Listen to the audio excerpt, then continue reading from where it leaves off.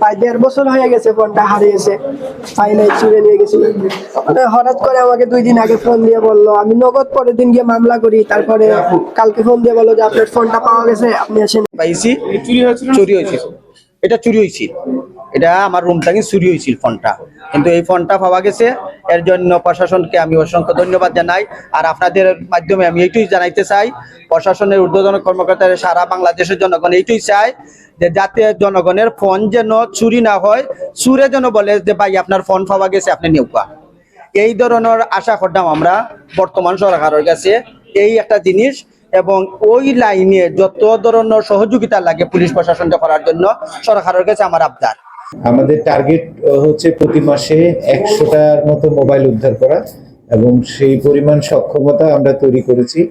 তো 100টা না হলেও তার কাছাকাছি গিয়েছে। আজকে আমরা 91টা মোবাইল আমরা প্রকৃত মালিকদেরকে ফিরিয়ে দেব। এর মধ্যে 34টা মোবাইল আমাদের 6টা থানা থেকে ইতিমধ্যে বিতরণ করা হয়েছে, আর বাকি 57টা মোবাইল আজকে এই অনুষ্ঠানের মাধ্যমে আমরা প্রকৃত মালিকদেরকে তুলে দেব। তো এই ক্ষেত্রে আমরা একটা বিষয় বলতে চাই যে যারা মোবাইল ব্যবহারকারী, অনেক সময় বাজারে কিছু পুরাতন মোবাইল পাওয়া যায়। এই পুরাতন মোবাইল কেউ যদি কিনেন, অবশ্যই তার মালিকানাটা এবং প্রয়োজনীয় কাগজপত্র এটা যথাযথ আছে কিনা সেটা দেখে কিনবেন। পুরনো মোবাইল ম্যাক্সিমাম সময় এরকম চোরাই হওয়া বা ছিনতাই হওয়া মোবাইল, এগুলো বিভিন্ন জায়গায় পাওয়া যায়, এবং এর মাধ্যমে আপনারা আইনি জটিলতায়ও পড়ার সম্ভাবনা আছে। তো এই জন্য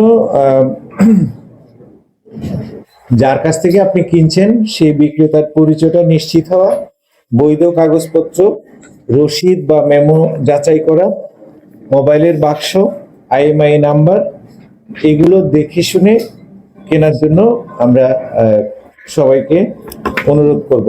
সিলেট মেট্রোপলিটন পুলিশ নগরবাসীর জানমালের নিরাপত্তা এবং সাইবার অপরাধ দমনে সর্বদা সজাগ এবং জনগণের সেবায় প্রতিশ্রুতিবদ্ধ। আপনার সচেতনতাই আপনাকে অপ্রীতিকর ঝামেলা থেকে মুক্ত রাখতে পারে। সতর্ক থাকুন, নিরাপদে থাকুন।